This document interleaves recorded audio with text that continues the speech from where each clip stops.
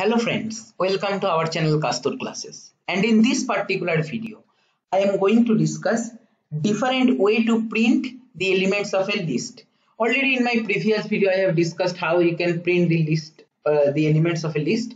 Like suppose I am having the list as 4, 5, 10, 13. Then we can use one for loop for I in L, print I. Okay, so what will happen? I will be first taking the value 4 and 4 will be printed. Then 5 and then 10 and then 13.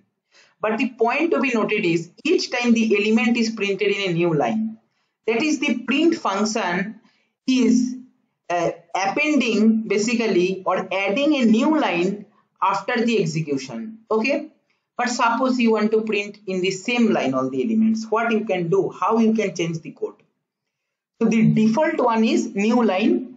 We can change this by passing one more argument, end equal to what is the how you want to end your particular print function. Like default one is this one, that is backslash n, escape character n. So as a result, new line will be printed. In each time in new line the elements are printed. If I run, see same thing we are getting. Suppose I am changing the element to 50, I'll be getting 4, 50, 10, 13 like that. Now suppose you want to print in the same line without any space, just consecutive to each other. If I run, see, I will be getting the elements in the same way, but readability is decreased. We cannot determine what is the element at what index. 4, 5, 0, 1, 0, 1, 3. So it is not looking good.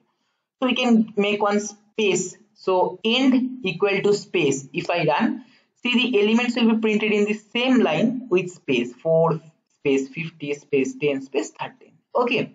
Suppose you want to make the separation in between each element as tab. So you have to write backslash t. I have already discussed how to use escape characters in Python. In case of string discussion, I have already covered this. So if I run, I will be getting tab between each elements. Okay. Then how other way you can close anything, you can choose like hyphen. Okay. If I run, I will be getting 4 hyphen 50 hyphen 10 hyphen 13 hyphen. Okay.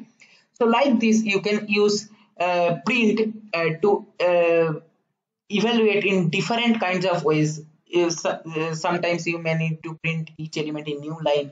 Sometimes you may need to print all the elements in the same line but with some certain separation characters. Okay, like that may be tab, that may be white space, that may be underscore, anything. Okay, so you have to just use end, this particular part. Just remember this one, then that is sufficient for our this discussion. I hope it is clear to you.